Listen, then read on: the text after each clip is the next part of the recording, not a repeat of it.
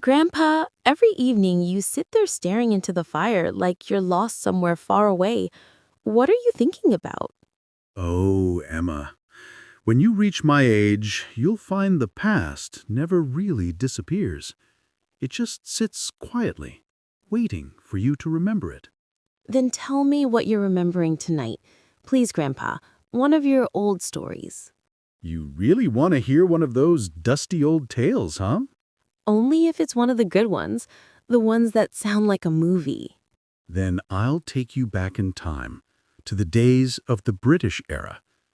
It was a world so different you barely recognize it. Close your eyes for a second. Imagine narrow cobblestone streets, the smell of bread from the bakery, the clatter of horse carriages, and men in long coats walking briskly under the gas lamps. It all looked peaceful, but underneath, people carried fear and fire. My grandfather, your great-great-grandfather, was a postmaster, a quiet, honest man. Everyone trusted him, even the British officers. But behind that calm face, he was helping the freedom fighters.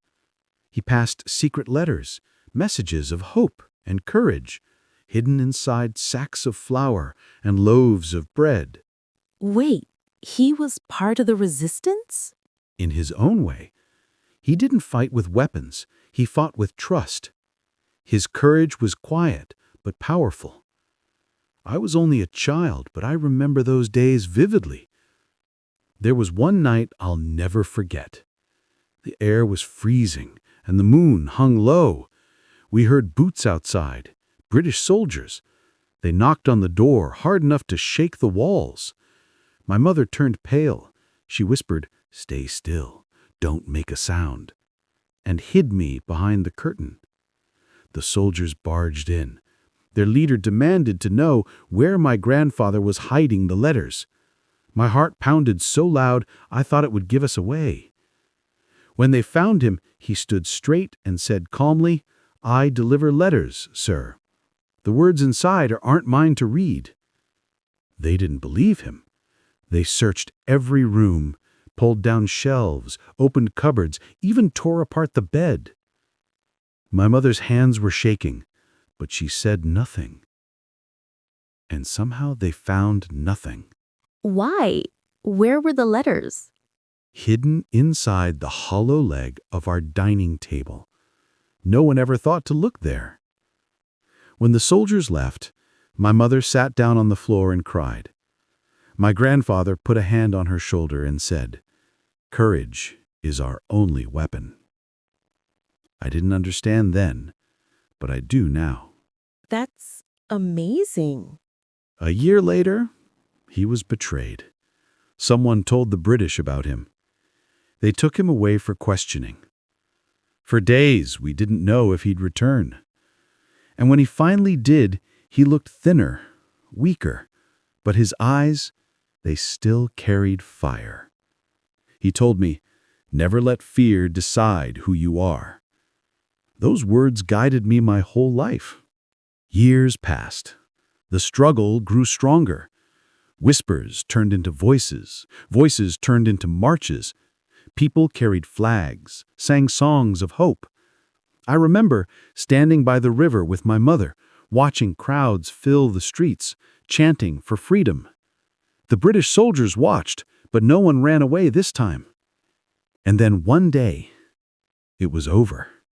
The news came. We were free. That must have been an incredible moment. It was. I can still hear the sound of that morning, the laughter, the crying, the bells ringing. My mother looked at me and said, "Remember this, son. It took lifetimes to earn." That's when I learned something important, Emma. Freedom isn't a gift someone gives you. It's a fire that people keep alive, even when everything around them tries to put it out. Grandpa, was there ever any love story in all this? Love always finds a way, even in the darkest times. There was a teacher in our town. Her name was Asha. She was beautiful, graceful, and kind. Everyone respected her. The British liked her because she taught English, but secretly she was part of the resistance too. She wrote pamphlets, small pieces of paper that encouraged people to rise up. My grandfather helped deliver them. He never said much, but after the war ended, he kept her photograph in a small drawer till the day he died. So he really did love her. Maybe he did, or maybe he just admired her courage. Sometimes love and respect are the same thing. That's kind of romantic. Maybe. But love in those days wasn't about flowers or letters. It was about standing side by side, even if the world was against you. When I grew up, I carried his lessons with me. I wanted to see a world where people weren't afraid to speak. So I studied, worked, and eventually came here, to America, a place where I could build something new. But I never forgot where I came from, or the people who made it possible. You mean your grandfather? Yes, every choice I made, every brave step I took, there's a piece of him in it. And now, there's a piece of him in you. Me? How? You stand up for yourself. You speak when something's wrong. You don't back down easily. That's the same fire that burned in his heart, passed down like a secret flame. I'll keep that flame alive, Grandpa. I promise. That's my girl. You see, history isn't just in books, Emma. It lives in us. Every story we tell, every lesson we remember, that's how we keep the past alive. Then I'll tell your stories too, to my kids and their kids after that.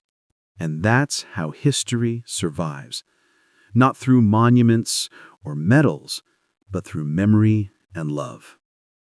You know, sometimes at night, I still hear the clatter of those old carriages, the echo of boots on stone, the whisper of secret letters being passed. I see my grandfather's face, calm and brave, telling me to be strong. The past never truly leaves us. It walks beside us, quietly. That's beautiful, Grandpa.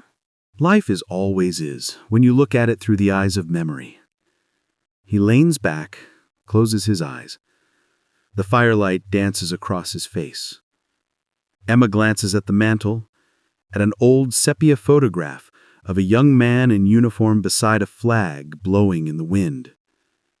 Good night, Great Grandpa, and thank you. Freedom isn't given, it's remembered.